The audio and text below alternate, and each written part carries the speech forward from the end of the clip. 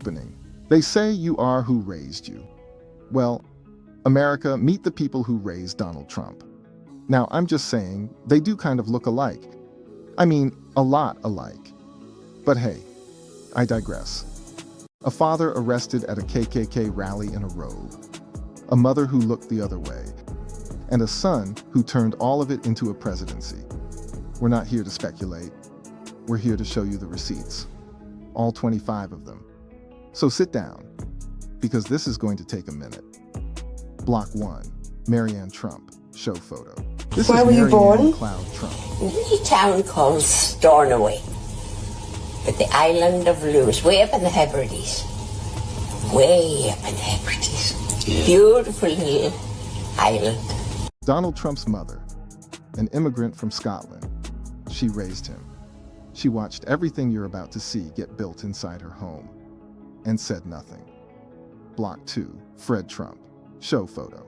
And Donald Trump's father was arrested too, twice. Trump's father was arrested at a Ku Klux Klan rally.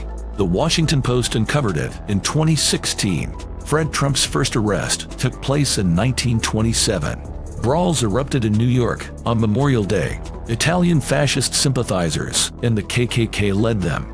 1,000 KKK members marched through Queens. 7 men were arrested. Fred Trump was one of them. He refused orders to disperse. Fred was 21 at the time of his arrest. His role in the brawl is not clear. He was released with no charges filed. Donald Trump denies his father's arrest. He elected Donald's father, real estate mogul, man of the house. Remember his face, because his son inherited every single one of his values. And we're going to prove it. Block 3, 1927. 1927. Memorial Day. Queens, New York. Fred Trump was arrested at a Ku Klux Klan rally. Multiple newspapers identified him by name and address. One paper described those arrested as berobed marchers. That means Klan robes. Donald Trump denied it ever happened. The New York Times archive says otherwise. Block 4, 1973. 1973. The Department of Justice sued Fred Trump and Donald Trump for refusing to rent apartments to black people. Their company flagged black applicants' paperwork with the letter CC for colored. A black nurse named Maxine Brown filed a strong application. Fred Trump allegedly told his agent to put it in a drawer and leave it there. She never got the apartment. Block 5, 1974. When the government exposed them, Donald Trump didn't apologize.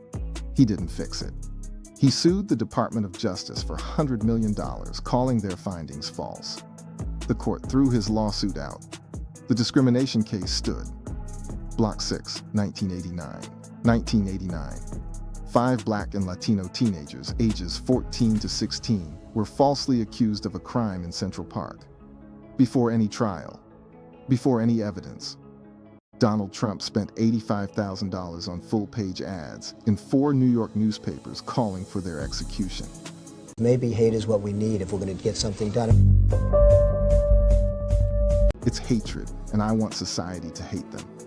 They were innocent. DNA proved it in 2002. Trump has never apologized. Not once. Block 7, 2016. February 2016. CNN's Jake Tapper asked Trump directly, "Will you denounce David Duke and the Ku Klux Klan?" Trump's answer, "I don't know anything about David Duke. I don't know anything about white supremacy or white supremacists." This man was running for president of the United States, and he couldn't find the words. Block 8, 2011 to 2016. For 5 years, Trump led a movement claiming the first black president of the United States wasn't born in America. He hired actual detectives and sent them to Hawaii to dig up dirt. There was no dirt, because it was a lie. Former Secretary of State Colin Powell called it exactly what it was: racist. Trump never apologized for that either. Block 9, 2017. August 2017. Neo-Nazis and white supremacists marched through Charlottesville, Virginia. One of them drove a car into a crowd and killed a woman. Trump's response?